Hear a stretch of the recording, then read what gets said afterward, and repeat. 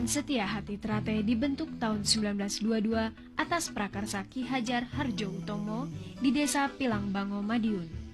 Awal perintisannya, organisasi bela diri ini bernama Setia Hati Pencak Sport Club, dengan misi membekali pemuda dengan ilmu bela diri untuk menentang Belanda, dan sempat berubah menjadi Setia Hati Pemuda Sport Club.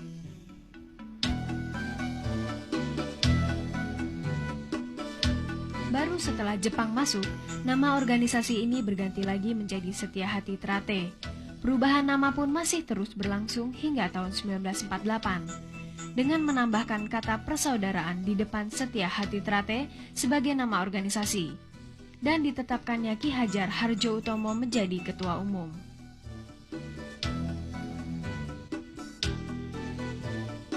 Meski begitu, nama perguruan ini belum muncul ke permukaan, sehingga belum dikenal masyarakat luas. Hingga hadirnya seorang pemuda kelahiran 18 November 1938 bernama Aryo, atau lebih dikenal dengan Raden Mas Imam Kusupangat. Setelah mengemban ilmu sekian lama dan meraih gelar pendekar, dengan seizin perguruannya di dekade tahun 50-an, Raden Mas Imam Kusupangat membuka latihan sendiri di pavilion rumahnya untuk berkiprah sekaligus mengawali baktinya pada perguruan.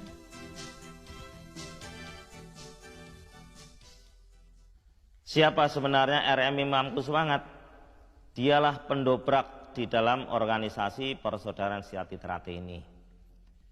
Beliau mengikuti latihan Setia Hati Trate sejak tahun 1955 dan disahkan menjadi warga Persaudaraan Setia Hati Trate ini tahun 58, kemudian mengikuti pertandingan pertama kali di Kota Madiun menjadi juara yang pertama.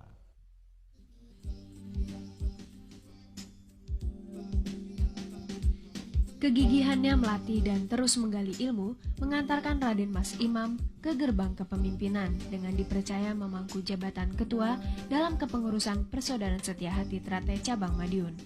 Baru tahun 1970 ia diangkat sebagai ketua umum Setia Hati Trate Pusat Madiun. Sedemikian besar kepercayaan yang diamanatkan kepadanya membuat Pak Imam lebih mencurahkan segenap tenaga dan pikiran untuk perguruan. Beliau mulai menentukan kebijaksanaan baru, kemudian melakukan terobosan-terobosan hingga mengalami kemajuan cukup berarti. Hal ini membuat nama Setia Hati Trate mencuat ke permukaan dan kian menyerbat tidak hanya di sekitar Madiun, tapi merambat ke Solo, Semarang, Surabaya, Malang, dan Mojokerto. Setia Hati Trate pula menjadi salah satu perguruan yang mendukung berdirinya induk organisasi pencaksilat IPSI.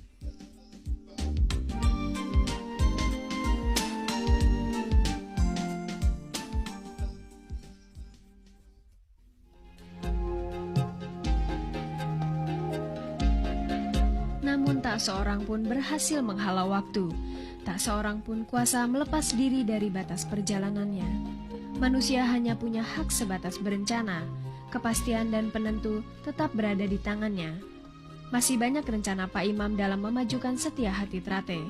Namun tanggal 16 November 1987 beliau mengakhiri perjalanan hidup dan dimakamkan di makam keluarga di Desa Taman Madiun.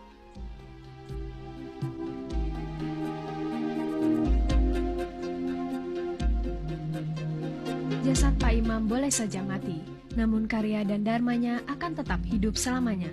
Bahkan kini Persaudaraan Setia Hati Trate berkembang pesat baik dalam segi kuantitas maupun kualitas di 140 cabang di seluruh tanah air.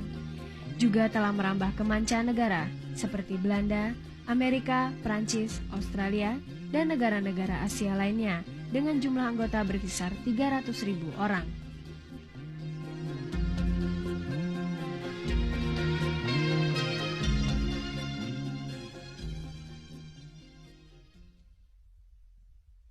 I knew about Setia Hati from a friend of mine. He was already training, so I went look and I knew this is what I want to do. I find interesting from Setia Hati the philosophy, the inner part for the person, the development for yourself.